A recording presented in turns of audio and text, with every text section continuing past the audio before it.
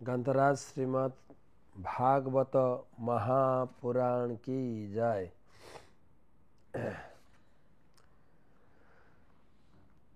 पंचम स्कंध पंचम अध्याय पंचदश श्लोक 15। पुत्रांश शिष्यांच निप गुरुर्वा मल्लोक काम मदनुग्रहार्थ इत्थं विमन्युरनुशिष्य दत्त ज्ञान न जोजयेत् कर्म सुकर्म मूढ़ान् कम जोजयन्मनुजदर्थ लभेत निपातयन्नष्ट दृशं हि गर्ते। এই শ্লোকের অনুবাদ এবং তাৎপর্য। কেউ যদি ভগবত ধামে ফিরে যাওয়ার জন্য ঐকান্তিকভাবে আগ্রহী হন, তাহলে ভগবানের কৃপা লাভই জীবনের চরম লক্ষ্য বলে তাকে মনে করতে হবে। পিতা পুত্রদের, গুরু শিষ্যদের এবং রাজা প্রজাদের এই প্রকার শিক্ষাই দান করবেন। শিষ্য, পুত্র অথবা প্রজা যদি এই আদেশ অনুসরণ করতে কখনো কখনো অক্ষম হয়, তাহলেও ক্ষুব্ধ না হয়ে তাদের উপদেশ দান করতে থাকা উচিত। যে সমস্ত মূঢ় ব্যক্তি পাপ এবং পুণ্য কর্মে যুক্ত, তাদের কর্তব্য হচ্ছে সর্বতভাবে ভগবানের সেবায় যুক্ত হওয়া। সর্বদাই সকাম কর্ম পরিত্যাগ করা কর্তব্য। মহান্ধ শিষ্য, পুত্র, প্রজাদের যদি সকাম কর্মে নিযুক্ত করে সংসার কূপে নিক্ষেপ করা হয়, তাহলে তারা কি পুরুষার্থ লাভ করবে? তারা কি পুরুষার্থ লাভ করবে? তা অন্ধের দ্বারা পরিচালিত হয়ে অন্ধকূপে পতিত হওয়ার মতো। ভগবদ্ধামে ফিরে যাওয়ার জন্য শুধু ভজন করলে হবে না। এখানে পিতা বলছেন পুত্রদের, শিষ্যদের, প্রজাদের শিক্ষাও দান করতে হবে। এটাও ভগবত ভজনের একটা অঙ্গ। এবং কখনো কখনো ছেলে মেয়ে, গুরু শিষ্য শিষ্যা বা প্রজারা আপনার নির্দেশ পালন নাও করতে পারে, কিন্তু তথাপি তাদের প্রতি ক্ষুব্ধ না হয়ে তাদেরকে বোঝানোর চেষ্টা করা উচিত। সেই সমস্ত ব্যক্তিদের পাপ থেকে মুক্ত করে পুণ্যকর্মে নিযুক্ত করা উচিত এবং সকাম কর্ম পরিত্যাগ করে কেবলমাত্র ভগবত ভজনে নিয়োজিত করানো উচিত। তাৎপর্য, ছোট্ট তাৎপর্য। না বুদ্ধি ভেদম জনয়েত অজ্ঞানম কর্মসঙ্গিনাম যশয়েত সর্বকর্মাণি বিদ্যাম যুক্ত সমাচরম। জ্ঞানবান ব্যক্তির পক্ষে সকাম কর্মে আসক্ত অজ্ঞানী ব্যক্তির মনকে বিচলিত করা উচিত নয়। তাদের কর্ম থেকে বিরত না হয়ে ভক্তিমূলক কর্মে নিযুক্ত হতে অনুপ্রাণিত করা। তাদেরকে যেন কর্মহীন না করা হয়, ভক্তিমূলক কর্মে তাদেরকে আরো উৎসাহ প্রদান করা হয়। তো আমাদের গীতা জয়ন্তী উপলক্ষে আমরা ধীরে ধীরে এই 13 অধ্যায় পর্যন্ত কমপ্লিট করেছি। এখন আজকে 14 অধ্যায় গুণত্রয় বিভাগ যোগ পড়ব। গুণত্রয় বিভাগ যোগ 14 অধ্যায়, মাত্র 27টি শ্লোক আছে। প্রথমে 14 অধ্যায়ের মাহাত্ম্য পড়ব। তার প্রথমে গুরুদেবের চরণে প্রণাম জানাই। নমো ওং বিষ্ণু পাদায় কৃষ্ণ প্রেষ্ঠায় ভূতলে শ্রীমতে জয় পতাকা স্বামী নীতি নামিনে নমাচার্য পাদায় নিতাই কৃপা প্রদায়িনে গৌরকথা ধামদায় নগর গ্রাম তারিণে। নমো ওং বিষ্ণু পাদায় কৃষ্ণ প্রেষ্ঠায় ভূতলে শ্রীমতে ভক্তি বেদান্ত स्वामिनिति नामिने। नमस्ते सारस्वते देवे गौरवाणी प्रचारिणे निर्विशेष शून्यवादी पाश्चात्य देशतारिणे। जय श्री कृष्ण चैतन्य प्रभु नित्यानंद श्री अद्वैत गदाधर श्रीवासादि श्री गौर भक्तबिंद। हरे कृष्णा कृष्ण कृष्ण हरे हरे, हरे राम राम राम हरे हरे।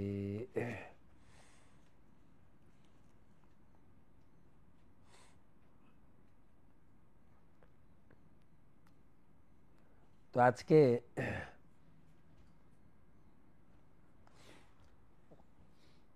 14 अध्याय आलोचना। आज के शुभ दिन बड़ दिन 25 डिसेम्बर। आज থেকে দিন বড় হবে, সেই সঙ্গে যিশু খ্রিস্টের আবির্ভাব তিথি। সেই উপলক্ষে আপনারা কেক খেয়েছেন আশা করি, তাই না?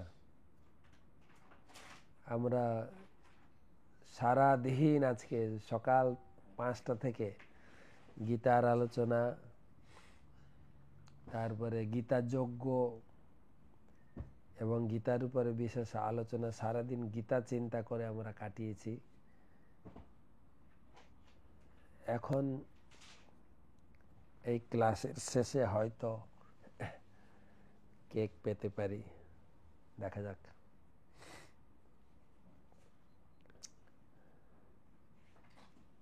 তো সর্বপ্রথম সকলকে জানাই আন্তরিক প্রীতি, শুভেচ্ছা, অভিনন্দন।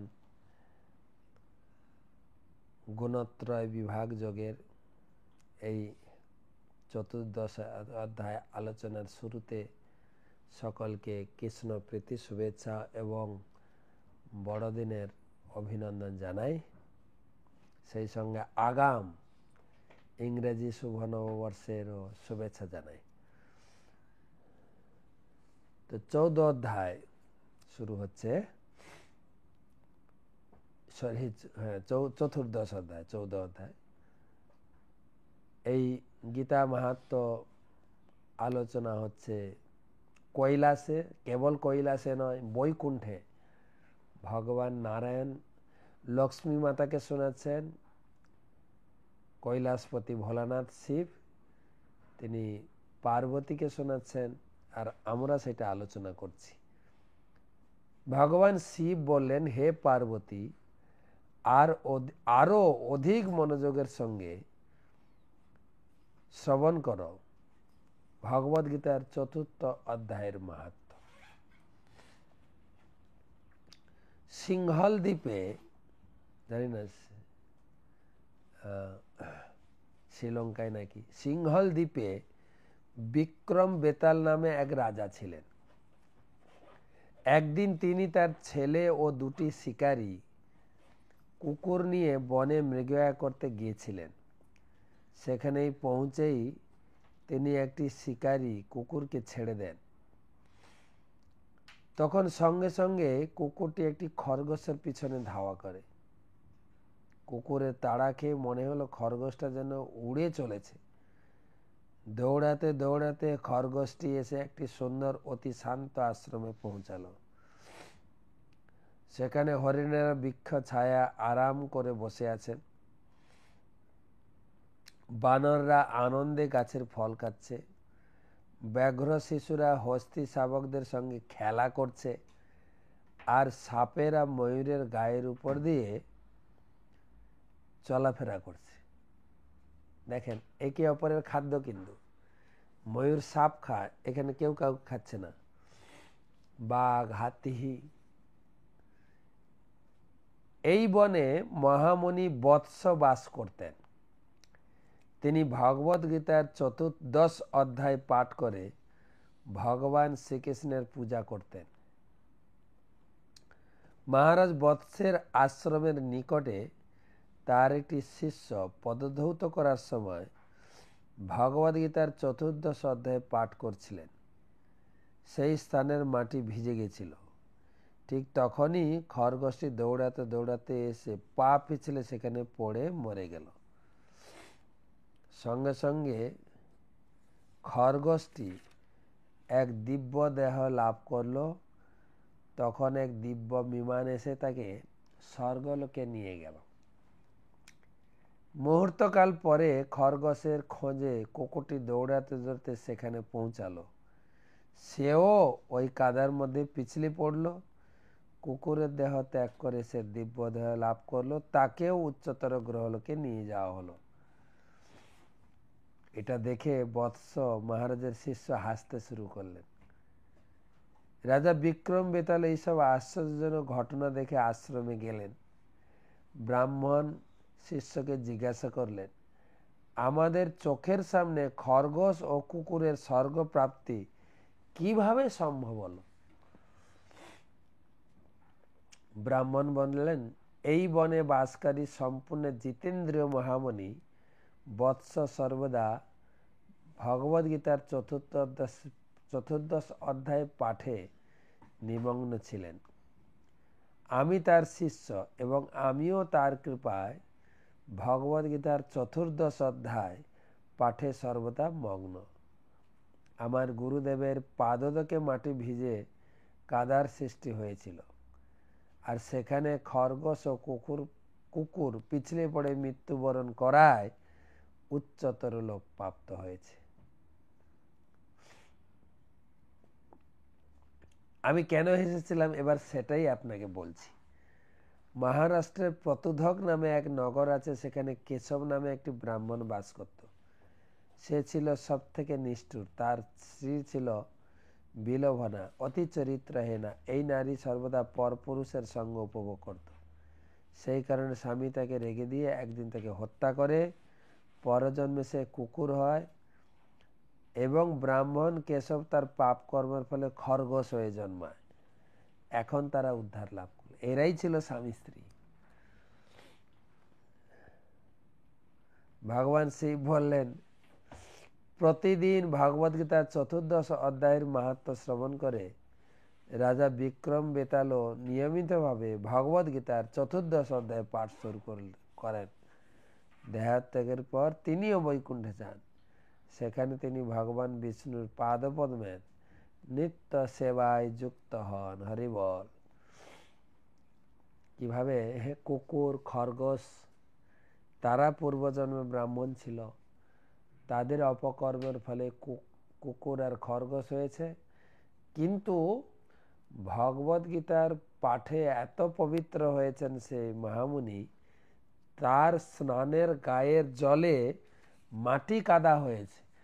সেই কাদা মাটির সংস্পর্শে কুকুর এবং খরগোশ দুজনেরই উদ্ধার হয়ে গেল। আমাদের উদ্ধার করার লক্ষ্যে আমরা একটু পড়ি, যেরকম বিক্রম বেতালও পড়লেন এবং জীবনের শেষে উদ্ধার হলেন।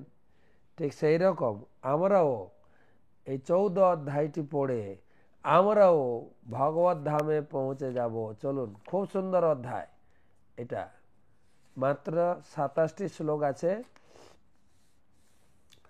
3 গুণের আলোচনা। আর একটু মনে করিয়ে দিই, আপনারা 7ম অধ্যায়ে 14 নম্বর শ্লোকটি একটু মনে করবেন। যদি কাছে বই থাকে একটু মিলিয়ে নেন। দৈবী হে এসা গুণময়ী মম মায়া দূরত্বয়া মামে বোঝে পপদ্যন্তে মায়া মেতং তরন্তিতে। ভগবান বলছেন, আমার এই ত্রিগুণময়ী গুণময়ী মায়া অত্যন্ত খতরনাক, অত্যন্ত কঠিন এর থেকে উদ্ধার পাওয়া। কিন্তু কেউ যদি আমার চরণে আত্মসমর্পণ করে অনায়াসেই এই গুণময়ী মায়া থেকে মুক্তি লাভ করতে পারে। তারই আলোচনা এই পুরো 14 অধ্যায়, 7 অধ্যায়ের 14 শ্লোক, 14 অধ্যায়ে আলোচনা পুরো গুণ বিস্তারিত। অথ 14দশ অধ্যায় গুণত্রয় বিভাগ যোগ श्रीकृष्ण अर्जुन संवादे श्रीभगवानुवाच भूय एव प्रवक्ष्यामि ज्ञानानां ज्ञानमुत्तमम् यद्ज्ञात्वा मुनयो सर्वे परम सिद्धिमितो गताः। ভগবান বললেন সমস্ত জ্ঞানের মধ্যে সর্বোত্তম জ্ঞান তোমাকে আমি আজকে বলবো। আর এই জ্ঞান লাভ করে মুনি ঋষিরাও সিদ্ধি লাভ করেছে, আমরাও সিদ্ধি লাভ করতে পারি। আর এখনই দেখলাম খরগোশ এবং কুকুর জ্ঞানের সংস্পর্শে না, যিনি জ্ঞান গ্রহণ করেছেন তার স্নানের জলের ফোঁটার সংস্পর্শে তারাও উদ্ধার হয়ে গেল। খুব সুন্দর জ্ঞান। কিন্তু ইদম জ্ঞানম উপাশ্রিত্য মম সাধর্মমাগতাঃ স্বর্গেऽপি নোপজায়ন্তে প্রলয়ে ন ব্যথন্তি চ।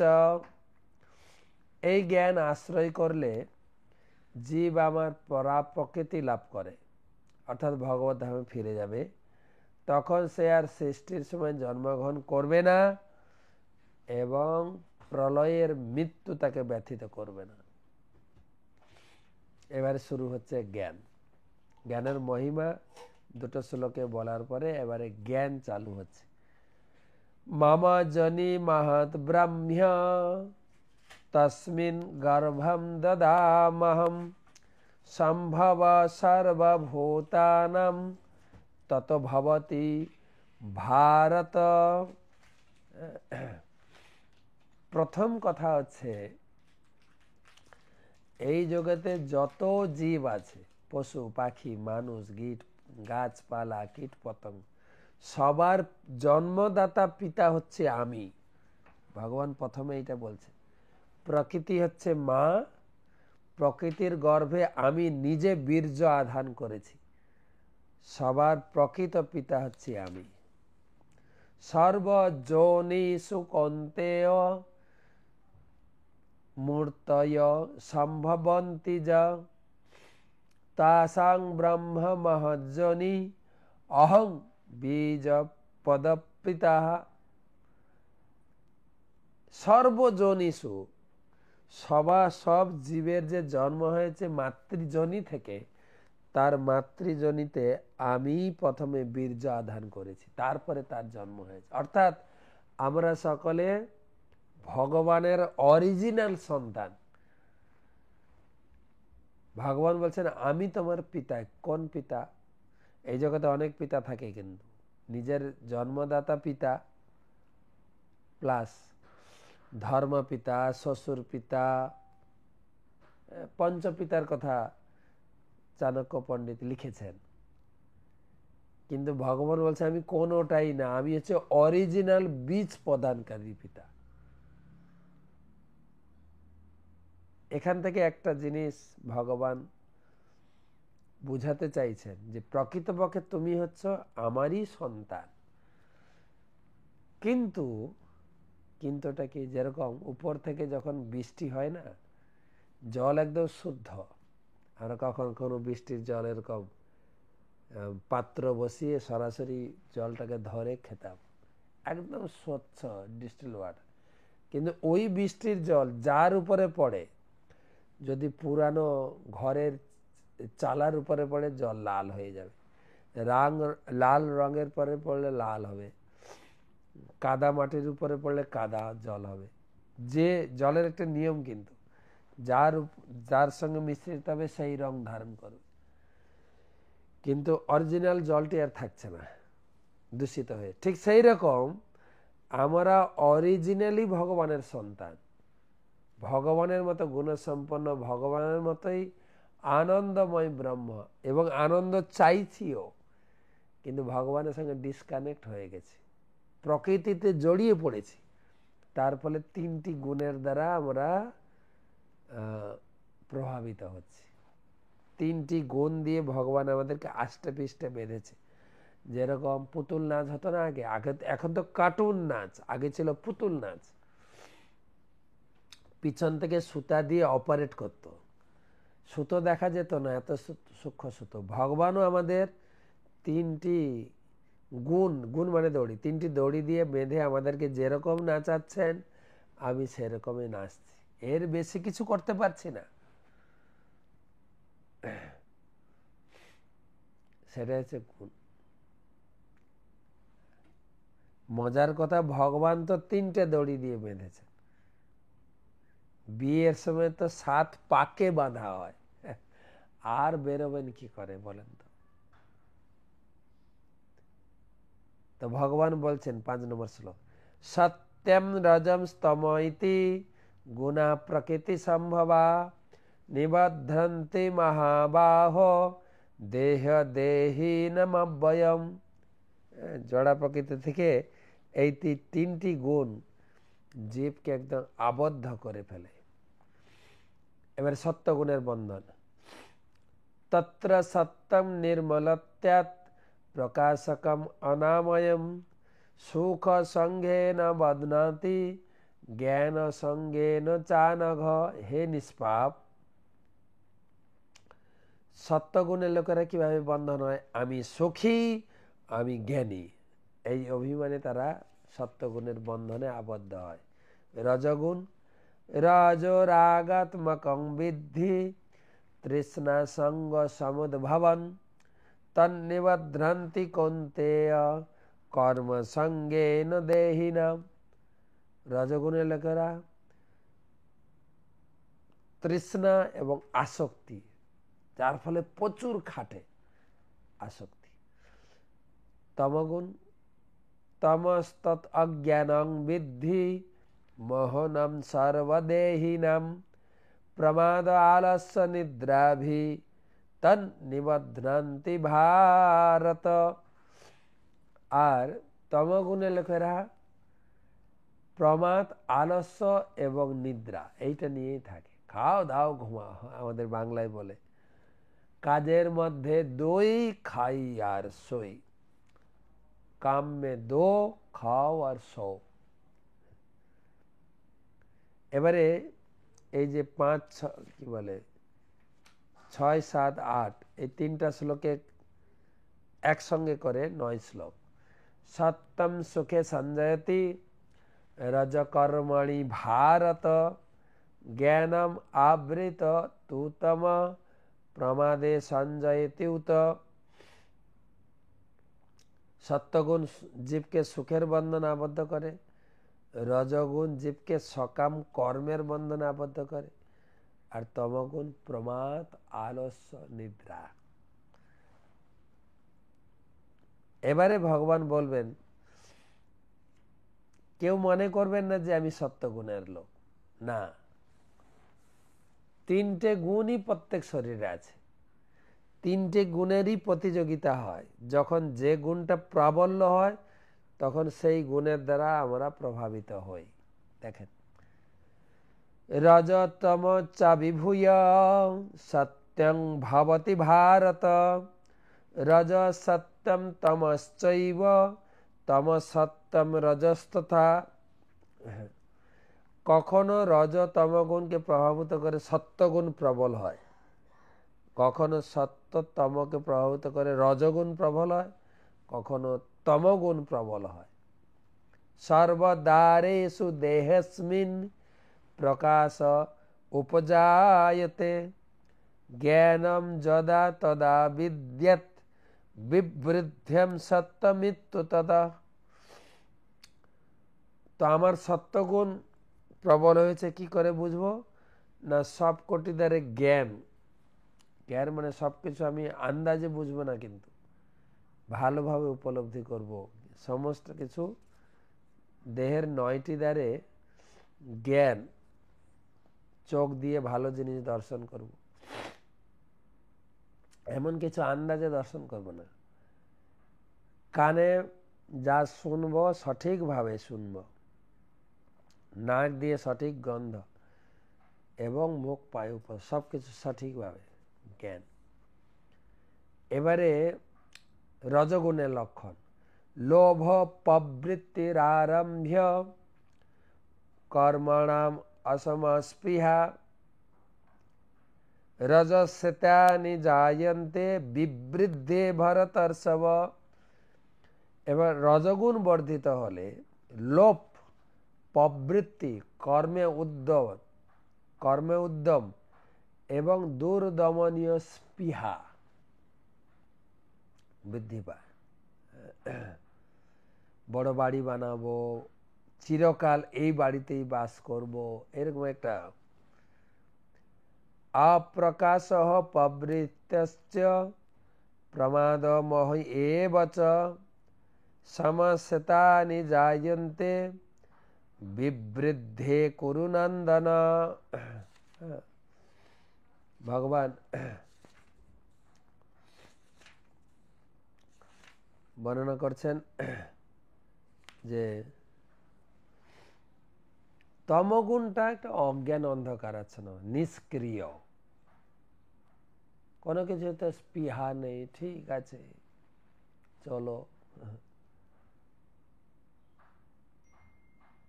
এই কি বিশেষ করে এই যে স্টেশনে, রেল স্টেশনে সব কুলিগুলো থাকে, চলো পয়সা ইনকাম করো, 1 আঙ্গুলের সেবা কিংবা 5 আঙ্গুলের সেবা করো, বা কোনো কিছুতে স্পৃহাও নেই।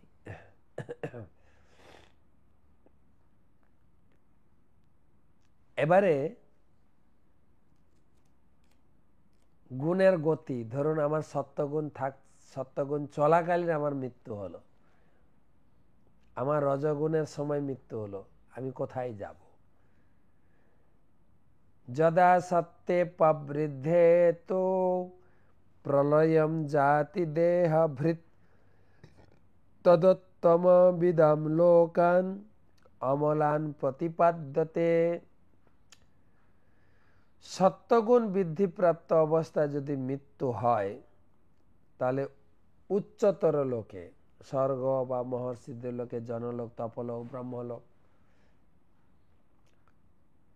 রজসি প্রলয়ম গত্যা কর্মসঙ্গেষু জায়তে তথা প্রলীন তমসি মূঢ়যোনিষু জায়তে।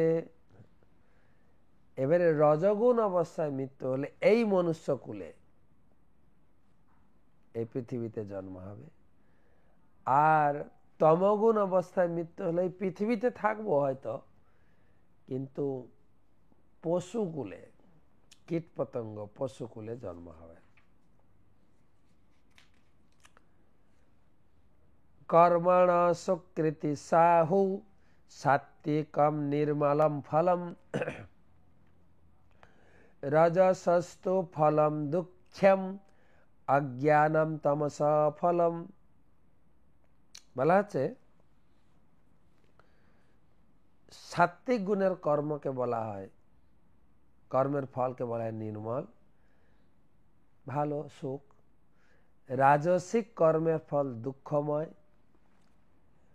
আর তামসিক কর্মের ফল অজ্ঞান। ও দুঃখ সুখ কিছুই উপলব্ধি করে না, এক অদ্ভুত ব্যক্তি। সত্যাৎ সংজায়তে জ্ঞানম রজস লোভ এব চ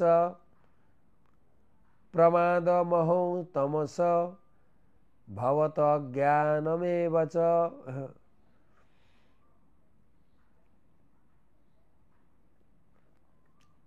সত্যগুণ থেকে জ্ঞান, রজগুণ থেকে লোভ, তমগুণ থেকে অজ্ঞান, প্রমাদ, মোহ।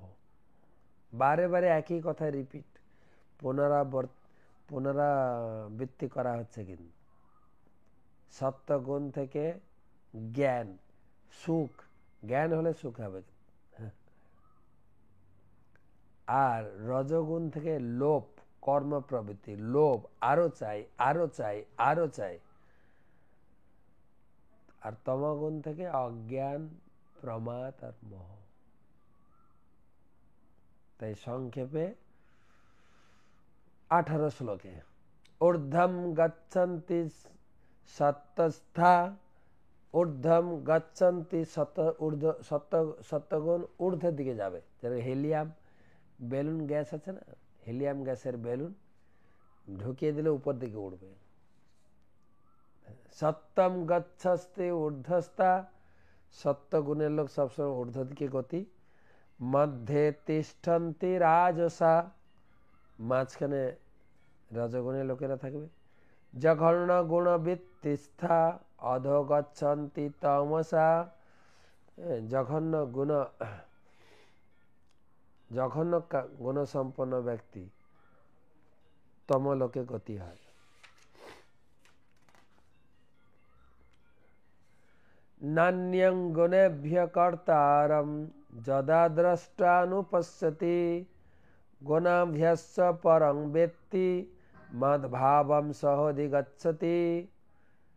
এই জগতে গুণ ছাড়া কোনো ব্যক্তির নেই, আর এই জগতে ভগবান সবকে এই গুণ দিয়ে পরিচালনা করছে। সবাই কিন্তু আষ্টে পাষ্টে এই 3 গুণের দ্বারা প্রভাবিত হচ্ছে।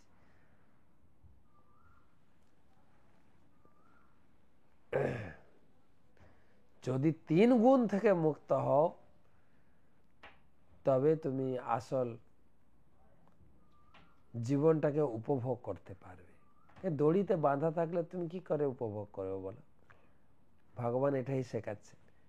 গুণানেতা ত্রিন দেহি দেহ সমুদ্ভবান জন্ম মৃত্যু জরা দুঃখই বিমুক্ত অমৃতম অশ্নুতে। এই 3 গুণ মুক্ত হলে তবে তুমি প্রকৃত আনন্দ উপভোগ করতে পারবে। তখন অর্জুন প্রশ্ন করলেন, গুণ মুক্ত হব কি করে? যিনি গুণমুক্ত তার লক্ষণ কি, তার আচরণ কি, কিভাবেই বা এই 3 গুণ থেকে মুক্ত হওয়া যায় বা 3 গুণকে অতিক্রম করা যায়। অর্জুন উবাচ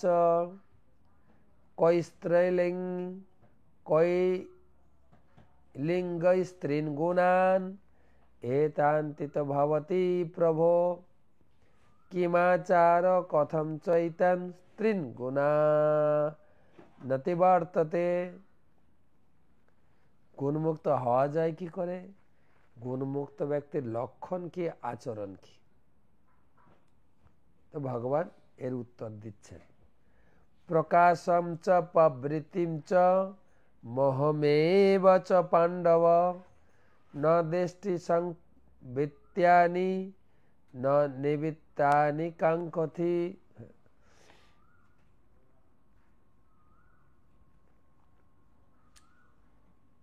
প্রকাশ প্রবৃত্তি মোহ আবির্ভূত হলে দেশ করেন না, নিবৃত্তি হলে আকাঙ্ক্ষা করেন, উদাসীনের মতো অবস্থান করেন, তিনি গুণমুক্ত। কারোর প্রতি মোহ, কারোর প্রতি আসক্ত নন। উদাসীন বদাসীন গুণৈর্যো ন বিচাল্যতে গুণাবর্তন্ত ইত্যেবং জহবতি নেঙ্গতে। সম দুঃখ সুখম ষষ্ঠ সমলোষ্ট্রাস্ম কাঞ্চন তুল্য প্রিয় প্রিয় ধীর তুল্য নিন্দাত্ম সংস্তুতি মানাপমানয় তুল্য তুল্য মিত্রারিপক্ষয় সর্বারম্ভ্য পরিত্যাগী গুণাতীতা স উচ্যতে।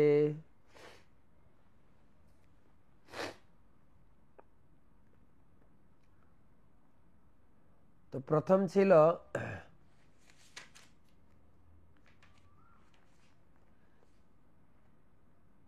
গুণমুক্ত ব্যক্তির লক্ষণ বললেন। আচরণটা কি না, তার কাছে মাটির ঢেলা, পাথর, স্বর্ণ সব একই রকম, তার কোনো শত্রু মিত্র নেই, তিনি সকলের প্রতি সমভাবাপন্ন। তাকে নিন্দা করা হোক, তাকে স্তুতি করা হোক, কিছুতেই বিচলিত হন না। আচ্ছা, এরকম ব্যক্তি দেখা যায় কি? শত্রু মিত্র সব সমান, নিন্দা স্তুতি তার কাছে সমান, মান অপমান সমান। মহাভারত দেখুন, যুধিষ্ঠির মহারাজ, তার কোনো শত্রু, তাকে বলা হয় অজাত শত্রু। আপনি বলবেন যুধিষ্ঠির মহারাজ শত্রু ছিল দুর্যোধন, দুর্যোধন যুধিষ্ঠিরকে শত্রু বলে ভাবতেন, কিন্তু যুধিষ্ঠির মহারাজ কখনো দুর্যোধনকে শত্রু ভাবতেন না। অনেক উদাহরণ আছে। কামবনে যেখানে যক্ষ রাক্ষসরা দুর্যোধনকে আটক করেছিল, যুধিষ্ঠির মহারাজ ভাই অর্জুনকে পাঠিয়ে উদ্ধার করেছেন। ও এসেছিল পঞ্চ পাণ্ডবদের মজা দেখানোর জন্য, দেখো তোমরা বনবাসে কত দুঃখে আছো, আমরা রাজে কত সুখ উপভোগ করছি।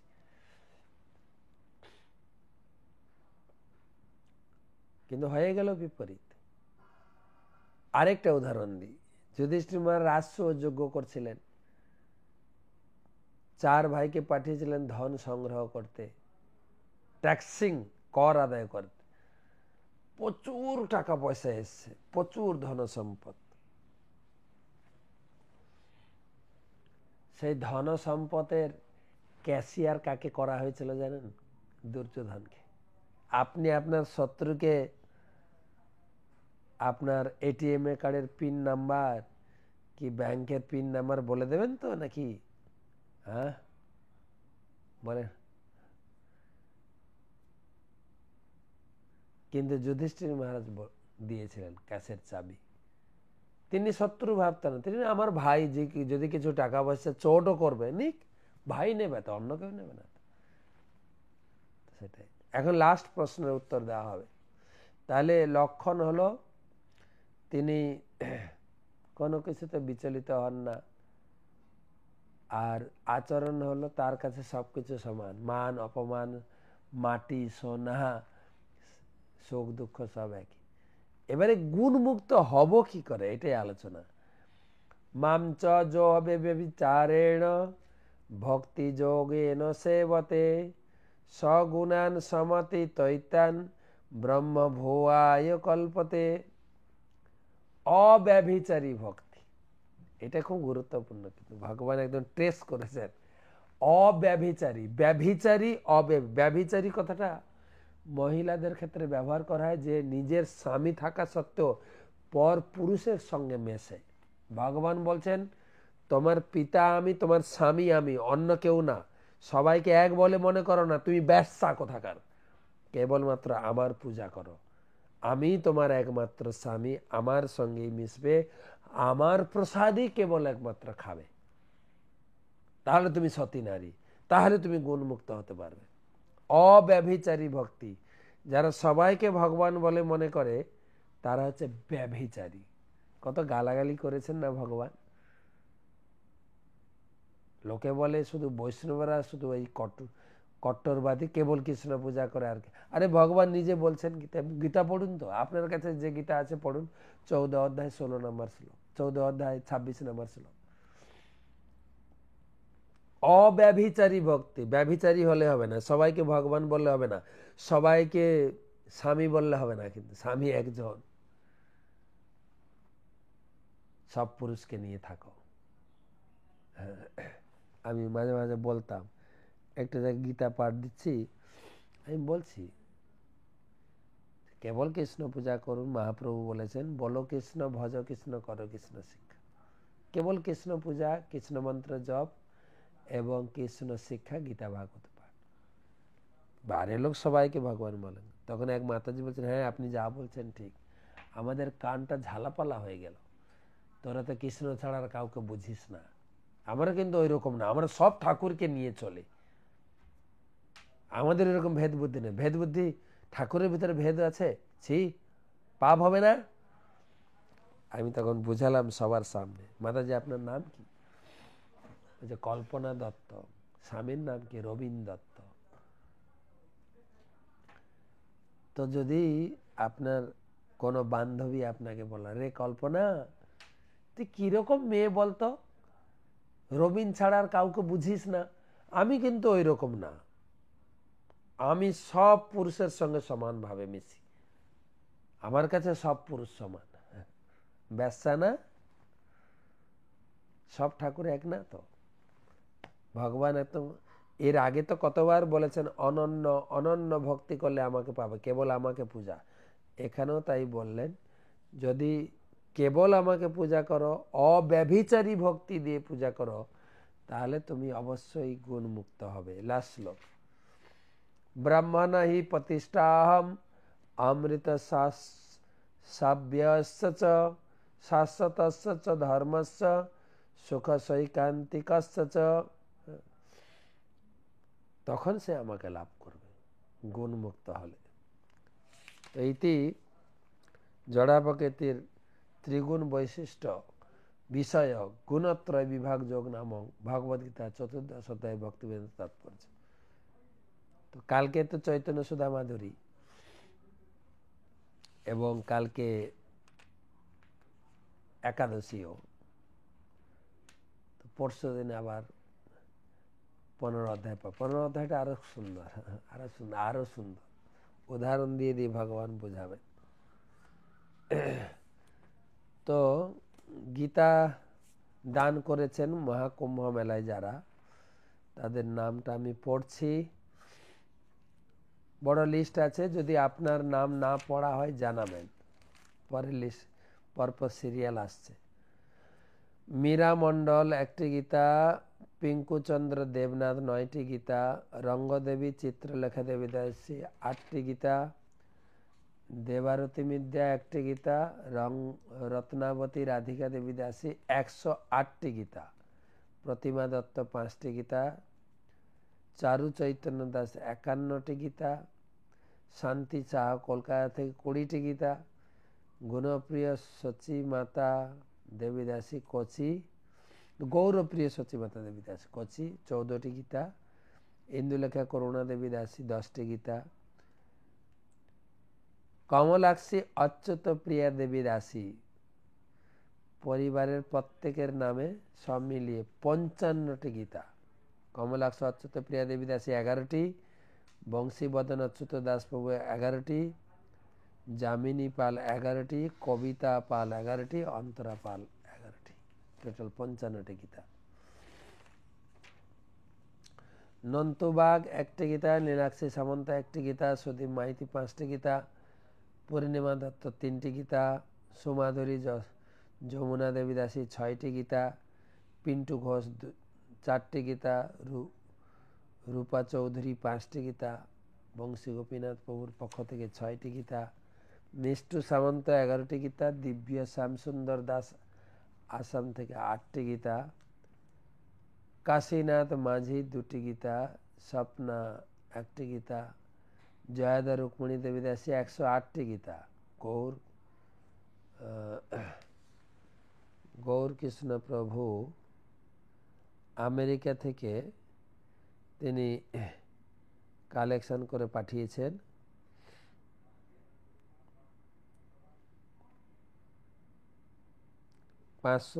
টি গীতা, তাদের ডিটেলস আমি একটু পড়ে শোনাচ্ছি। কারা কারা এই গীতাতে অংশগ্রহণ করেছেন।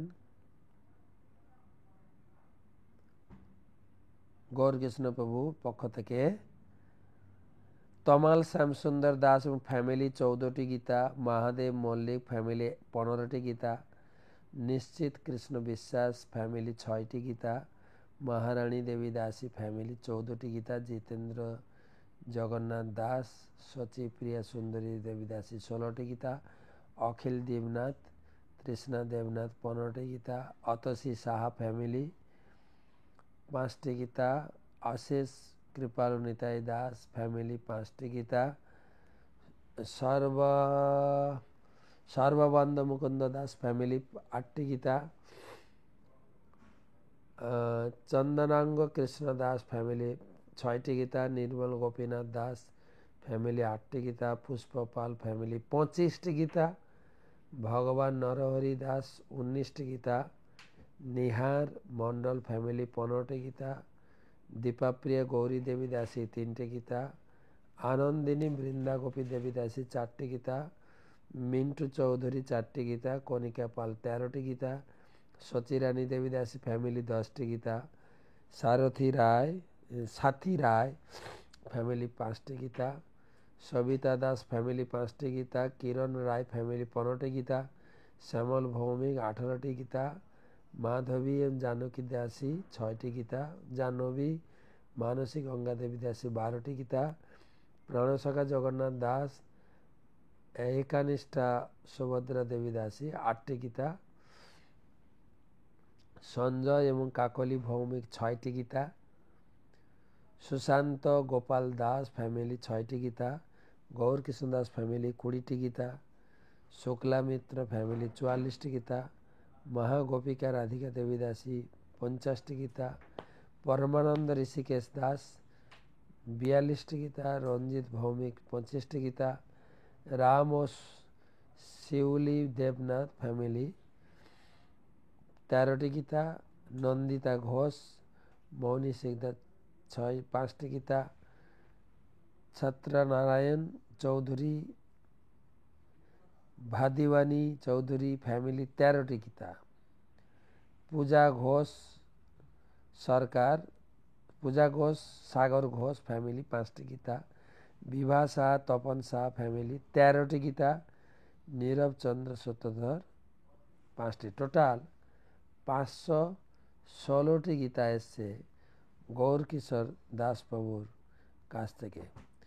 এবারে কমল মুখ কৃষ্ণ প্রভু, উনিও আমেরিকা থেকে, ওনার থেকে এসছে 138টি গীতা, নাদেশী মাতাজি 64টি গীতা কমল মুখ প্রভুর গ্রুপে, সুধন্য পুরন্দর দাস 16টি গীতা, কমল মুখ কৃষ্ণ দাস 16টি গীতা, সুশিখা নিত্যানন্দ প্রভু 12টি গীতা,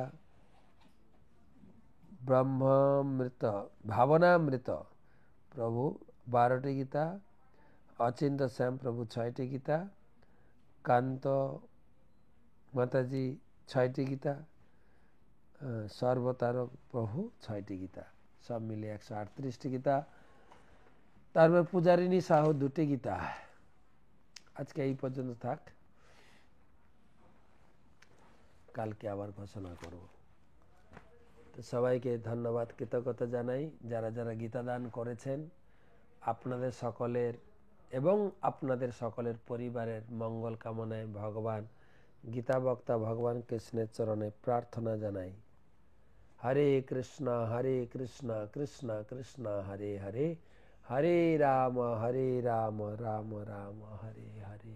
এই গীতা গ্রন্থগুলি আগামী মাসে জানুয়ারি 10 তারিখ থেকে ফেব্রুয়ারি 10 তারিখ মহাকুম্ভ মেলা প্রয়াগে সাধু সন্তদের হাতে বিতরণ হবে এবং ওখানে আপনাদের নামে বিশেষ পূজা অর্পণ হবে ভগবান বেণী মাধবের চরণে।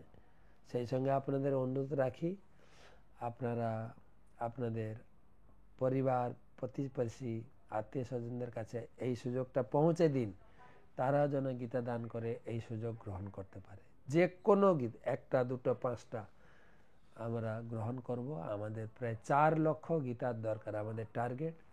কুম্ভমেলাতে বিনামূল্যে গীতা বিতরণ করব। সুযোগ রয়েছে 12 বছর পরে এই মহাসুযোগ, আপনি অংশগ্রহণ করুন, আপনার আত্মীয় স্বজনকেও এই সুযোগ পৌঁছে দিন। হরে কৃষ্ণ, শুভরাত্রি।